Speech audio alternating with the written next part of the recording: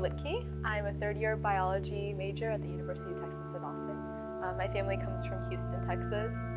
We're an interesting bunch. We have 2 doctors for parents.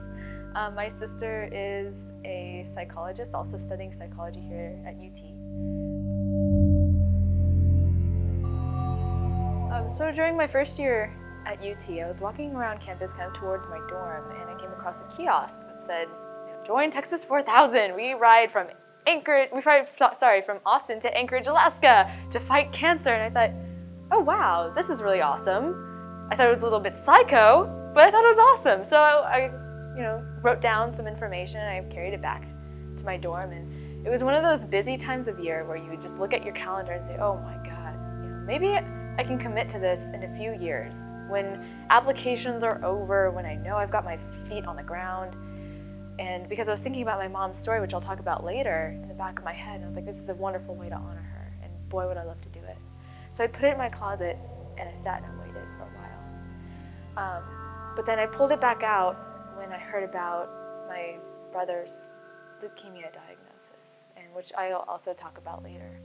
But for me, it was all about, it's time to do something now. I have the power within myself right now. I can get on that bike. I can go travel to other people who I know are facing these problems, who I know are afraid, who I know don't have information that could potentially save their lives, and I can make a difference right now with what I have. And it's time to do that, because you never know when there might not be a tomorrow.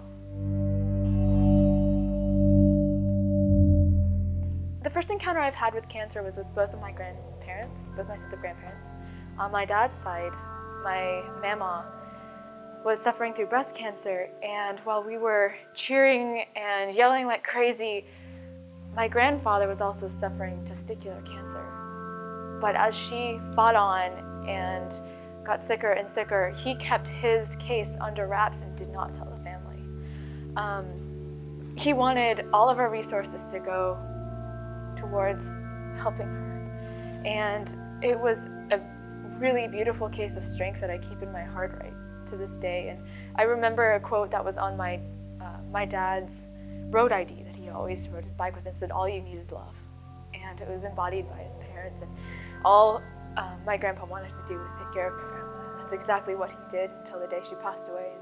And the day they both bravely ended their fight against cancer together. And on my mom's side, my grandee was also a very impassioned and wonderful breast cancer fighter. And she kept her story very much under wraps from my grandfather, kind of in the opposite way. She wanted to take care of herself and to not give my grandfather any reason to really worry. And so she took herself to the doctor every day. She was there by herself during her radiation treatments. And what she went through on her own just speaks miles and miles to the strength she had to have come to know, and the strength that I hope to come to realize on this ride. One of the more pertinent events, encounters with cancer that I've had was my mom's breast cancer case. It really hits home when you're a 15-year-old girl and you're sitting in the kitchen, and your mom tells you she's got a tumor above her heart, and you realize that your mom's in trouble, really, really big trouble.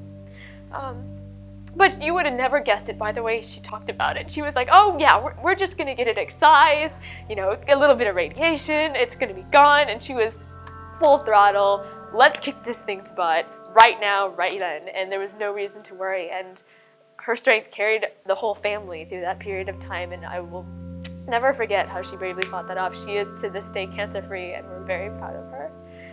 She's riding Atlas this year as well. So, and finally, I come to my brother. That spring break where after I'd picked up the Texas 4000 flyer, my mom had told me that he had been diagnosed with leukemia, and that's when I knew, not my brother. This wasn't going to happen. I was going to do everything that I could possibly do to help right now. And I might not be able to be there to drive him around to MD Anderson, Houston, but I can pedal my bike. I have a body that can be used. I have a voice that can be heard. And I will apply both of them to the fight against cancer.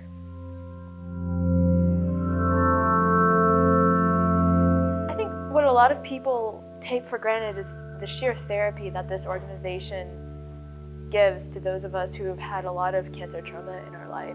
And through hearing the stories of our peers and the stories of fellow writers, what everyone's been through, what everyone has seen, it feels like we now have a world we can connect with. Someone's been there with us. Somebody has walked the steps with us. And for writers to come, I hope it gives them the same feeling of community and bonding and strength and hope and passion that we hope to give other people on the road we give to each other. And I think that's just really beautiful. And I hope Texas 4000 carries on.